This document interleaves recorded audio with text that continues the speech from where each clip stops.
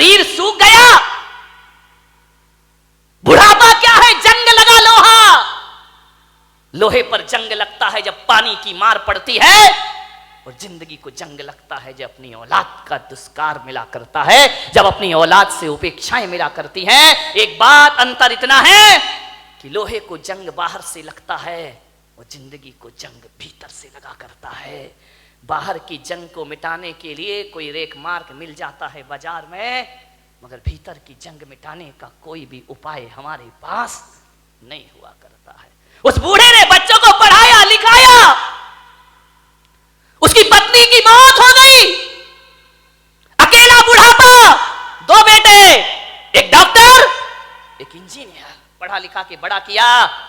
बड़ा आश्चर्य होता है मुझे कि एक बाप अपने 4 बेटों को पढ़ा लिखा के योग्य बना देता है, अपने 4 बच्चों को खिला देता है एक बाप, लेकिन 4 बच्चे मिलकर के बुढ़ापे में एक बाप को रोटियां नहीं दे सकते हैं। मेरे भाई, जब छोटे थे तो इस बाप ने तुम्हें खिलाया था, पिलाया था, आज बुढ़ापा है, 4 बच्चे रोटियां नहीं दे सकते उसको।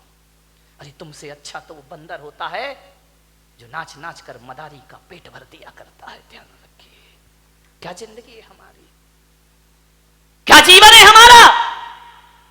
अपने ही घर में परायेपन का बोध, ऐसे रहते हैं जैसे पड़ोसी के घर में रह रहे हो। कल तक जहां हुकूमत चलती थी, आज 2 रोटी का भी इंतजार करना पड़ता है। मान्यवर, माँ बाप अपने बच्चों की जुबान नहीं दे सकते किसी को।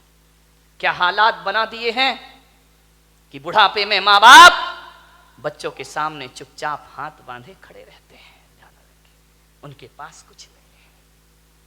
उस बूढ़े बाप को बहुएं पसंद नहीं करती थी, फूटी आंख नहीं सुहाता बूढ़ा उनको, बड़ी परेशान हो गई बहुएं। बूढ़े बाप ने देखा, यार इन बच्चों को मैंने पाला पोसा बड़ा किया, आप विचार तो करो एक बार, माँ बाप की तपस्याएं। मैं संत हूं, मैं दिगंबर संत हूं, लेकिन आज मैं आपके सामने कह रहा हूं कि 23 साल हो गए मुझे सन्यास में रहते रहते, लेकिन मैं विश्वास के साथ कहता हूं कि 23 साल में जितनी तपस्या मैंने नहीं की होगी, उससे ज्यादा तपस्या मेरी मां ने मुझे पालने में की होगी।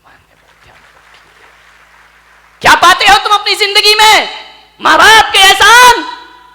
बड़ा आश्चर्य होता है कि जिस मां ने 9 महीने तुम्हें कोख में रखा, बुढ़ापे में उसको कमरे में नहीं रख सकते हो तुम। ध्यान रखिए, जिस मां ने आंचल का दूध पिलाया, उस मां को मटके का पानी नहीं पिला सकते हो। जिस मां ने, विचार करिए, आज जो तुम बोल रहे हो, अरे बेकार है वो औलाद जो अपने बाप को चुप कहती हो। ध्यान रखिए, कैसी औलाद है। माँ बाप कुछ बोलते हैं तो बच्चा कहता है आप चुप रहिए। अरे जीभ गल के गिर जाना चाहिए आपकी, माँ बाप को कहते हो चुप रहिए। जिसने बोलना सिखाया, जब तुम पैदा हुए थे तुम्हें तो बोलना भी नहीं आता था। बताइए सबसे पहले बोलना किसने सिखाया था? इस माँ बाप ने, और इसी दिन के लिए सिखाया था कि जब तू बोलना सीख जाए तो हमें कहना कि तुम चुप रहो। ध्यान रखिए मान्यवर, माँ बाप के एहसानों से मुक्त नहीं हो सकते कभी। जब तुम्हें चलते नहीं बनता था ना, किसने चलना सिखाया था? बताइए, उंगली पकड़ के किसने चलना सिखाया था? इस माँ ने सिखाया था, इस पिता ने सिखाया था। ये तुम्हारे लिए घोड़ा बना था, तुम उसकी पीठ पर सवार हुए थे। कितना खुश होता था वो बाप जब तुम पहली बार चलना सीखे थे। चलते थे, गिर जाते थे, चलते थे, जैसे ही गिरने लगते थे पापा आकर पकड़ लिया करते थे। एक बात तो बता दो, युवाओं से मेरा निवेदन है, जब तुमसे चलते नहीं बनता था तो माँ बाप ने उंगली पकड़ी थी, और आज उनसे चलते नहीं बनता तो तुम उनका हाथ नहीं पकड़ सकते हो। तुम्हें उनका हाथ पकड़ने में शर्म आती है, तुम्हें गाड़ी में बिठा के मंदिर ले जाने में शर्म आती है, तुम्हें शर्म आती है अपने माँ बाप को सहारा देने में। वाह रे इंसान, विचार करिए। याद है तुम्हें जब बचपन में स्कूल जाते थे तो माँ क्या करती थी? तुम्हारे टिफिन में 2 रोटी रखती थी। बेटा पढ़ाई भी करना, भूख लगे तो ये रोटियां खा लेना। स्कूल में रहने के बाद भी माँ तुम्हारा ख्याल रखती थी। और जब स्कूल जाते थे तो माँ पिता 1 रुपया 2 रुपया तुम्हारी जेब में डाल दिया करता था। विचार करो आप कि जिस माँ ने टिफिन में 2 रोटी बुढ़ापे में आज उस माँ की थाली में 2 रोटी नहीं है, और जिस बाप ने जेब में पैसे डाले थे, आज वो बाप बिना पैसे के घर में जिंदगी जी रहा है, एक एक पैसे को तरसता है, उसे शर्म आती है अपनी औलाद से पैसा मांगने में। एक बात तो बता दो, युवाओं से मेरा निवेदन है कि बचपन में तुमने पिता की जेब से पैसे निकाले थे तो पिता तो गुस्सा नहीं हुए थे ना? पिता तो सोचते थे बच्चा है, निकाल लिया, खर्च करेगा, कोई बात नहीं है। बचपन में पिता के जेब से पैसे निकालते तब पिता को गुस्सा नहीं आया, और आज बुढ़ापे में बाप यदि तुम्हारी जेब से पैसा निकाले तो तुम्हें गुस्सा क्यों आता है? मैं आपसे पूछना चाहता हूं, युवाओं से मेरा प्रश्न है, आज आपको गुस्सा क्यों आता है? आज पिता को इजाजत क्यों लेना पड़ती है? एक बात आपसे निवेदन करने जा रहा हूं, मान्यवर, जब तुम छोटे थे ना, ये वही बाप है, तुम्हारे घर में एक चिड़िया आती थी, तुम बचपन में छोटे में पूछते थे पापा ये क्या है? पापा कहते थे बेटा चिड़िया है। फिर थोड़ी देर बाद चिड़िया आती थी, पापा ये क्या है? बेटा ये चिड़िया है। फिर चिड़िया आई, पापा ये क्या है? तुमने 10 बार पूछा, बाप ने 10 बार बताया बेटा ये चिड़िया है। पापा को गुस्सा नहीं आया ना? और जब बुढ़ापे में एक बाप किसी बात को 2 बार पूछ लेता है तो आप कहते हो तुम्हें एक बार का समझ में नहीं आता है, बार बार पूछते रहते हो, कितनी बार समझाऊं तुमको? बताओ, तुमने 10 बार पूछा तो पापा ने गुस्सा नहीं किया, आज पापा ने 2 बार पूछ लिया तो तुमको गुस्सा आ गया। तुम कहते हो कि माँ बाप जिद करते हैं, बुढ़ापे में परेशान करते हैं, तुमने भी बहुत जिद की थी। जब तुम अपने माँ बाप के साथ बाजार गए थे, खिलौने के लिए मचल गए थे, पापा यही खिलौना लूंगा, पापा के पास पैसे नहीं थे, पापा मुझे यही वाला चाहिए। सोचिए, आप विचार करिए, बाप के पास कुछ नहीं था, तुमने डिमांड की, तुमने जिद की, तुम भी तो सड़क पर मचल गए थे, बाजार में रोने लगे थे, तब पापा को गुस्सा नहीं आया। और आज माँ बाप थोड़ी सी जिद कर ले, तुमको गुस्सा आ जाता है। किस काम की जिंदगी है ये तुम्हारी? मान्यवर, विचार करिए, तुमने कितना परेशान किया है माँ बाप को। उस परेशानी का यदि 1% भी चुका सको तो माँ बाप खुशी से अपनी जिंदगी जी लेंगे। मेरे भाई, मैं आपसे निवेदन करता हूं, माँ बाप का सम्मान ना कर सको कोई बात नहीं है, ज्यादा उनका मान प्रतिष्ठा ना दे सको कोई बात नहीं, लेकिन मेरा आपसे आज एक निवेदन है, इज्जत ना दे सको कोई बात नहीं, मगर ऐसा तो करो कि माँ बाप इज्जत से उस घर में रह सके। ध्यान रखें, इतना तो कर सकते हो ना कि सम्मान की जिंदगी जी सके। वो क्या करते हैं हम माँ बाप के लिए? स्वामी विवेकानंद बहुत बड़े संत हुए, अमेरिका गए, उन्होंने अपना भाषण दिया, प्रवचन दिया, मां पर बहुत अच्छा बोलते थे। वो कहते थे मां से अच्छा कुछ नहीं होता, मां से बड़ा कोई धर्म नहीं होता, पिता से बड़ा कोई धर्म नहीं होता, कोई कर्तव्य नहीं होता हमारा। विवेकानंद से किसी जिज्ञासु ने पूछ लिया, आप मां की इतनी महिमा गाते हैं, मां में ऐसा क्या है?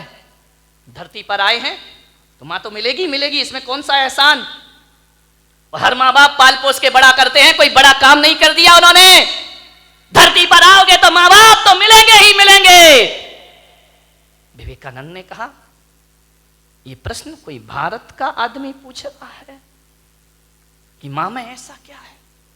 स्वामी विवेकानंद ने उसे बुलाया कि इधर आओ। वो एक साफा बांधते थे, उन्होंने अपनी पगड़ी खोली, बोले इसे पकड़ो। उसने कहा स्वामी जी ये क्या है? बोले पकड़ो। उसने पकड़ा। स्वामी विवेकानंद ने कहा कि जाओ, मेरी सभागृह के बाहर 1 किलो का पत्थर पड़ा है, उसे उठा के लाओ। बोले स्वामी जी मुझे प्रश्न का उत्तर चाहिए, ये पत्थर में से नहीं उठेगा।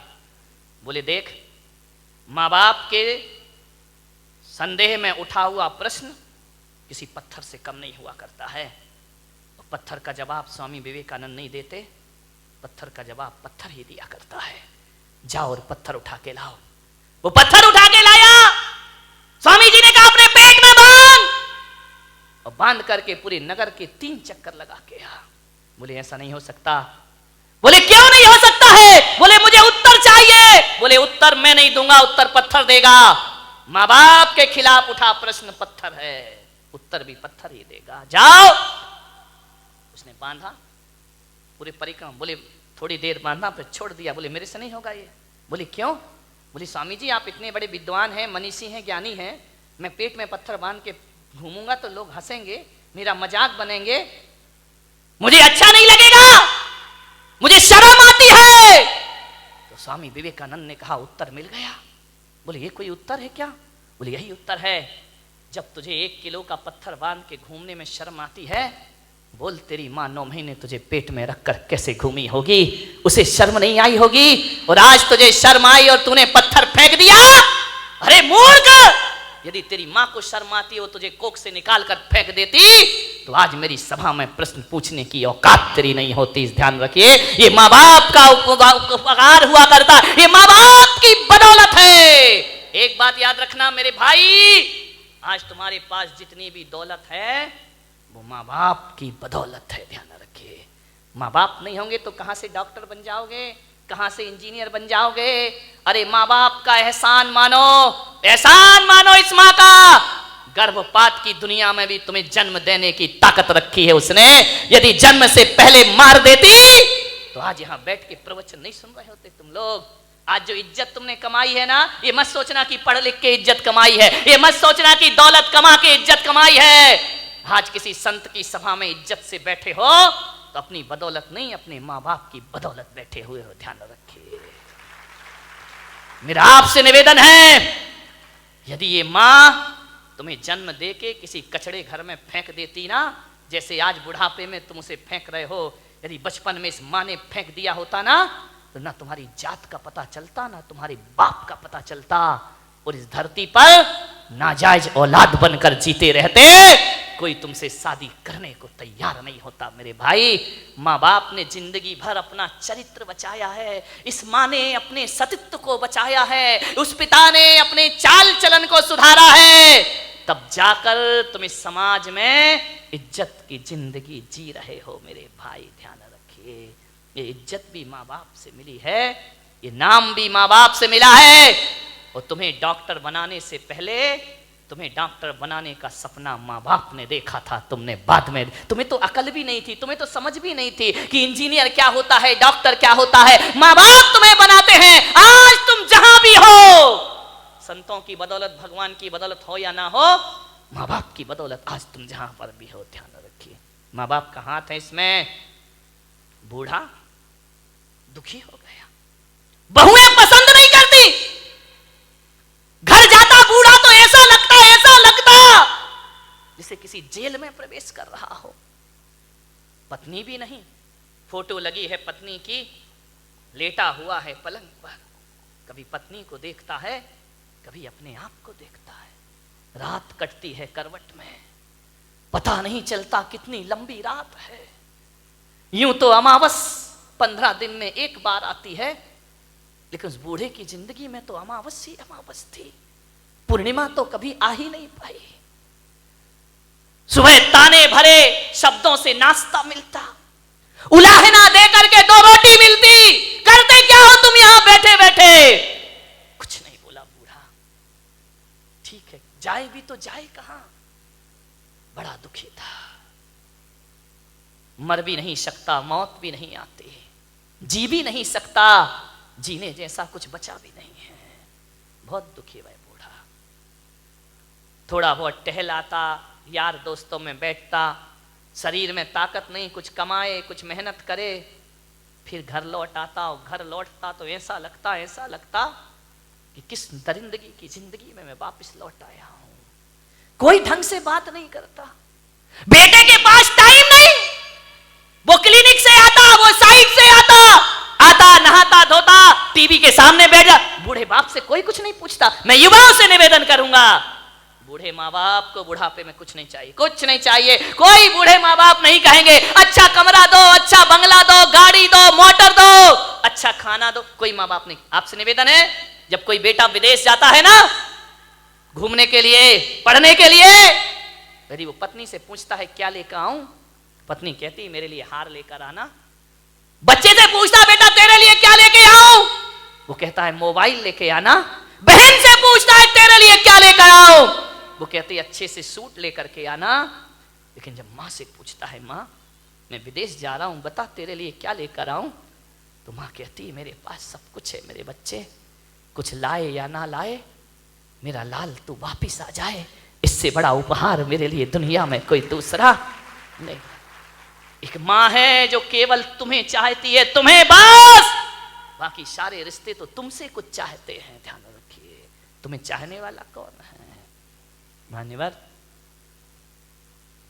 क्या चाहिए एक बूढ़े माँ बाप को? पत्नी डिमांड कर सकती है साड़ी की, आभूषण की, माँ बाप तो नहीं करते। कोई उन्हें अच्छा पहनना नहीं चाहिए, उन्हें अच्छा कपड़ा नहीं चाहिए, उन्हें तो सब जीवन जी लिया है। ध्यान रखना, लड़कों से मेरा निवेदन है, बूढ़े माँ बाप को केवल प्रेम के 2 शब्द चाहिए। रूखी रोटी दे देना, ऑफिस से दुकान से जब भी लौटो 2 मिनट अपने माँ बाप के पास जरूर बैठना, उनका हाल चाल पूछ लेना, समस्या का समाधान कर पाओ या ना कर पाओ 2 शब्द प्यार के बोलना कि पापा जी कोई तकलीफ तो नहीं है ना।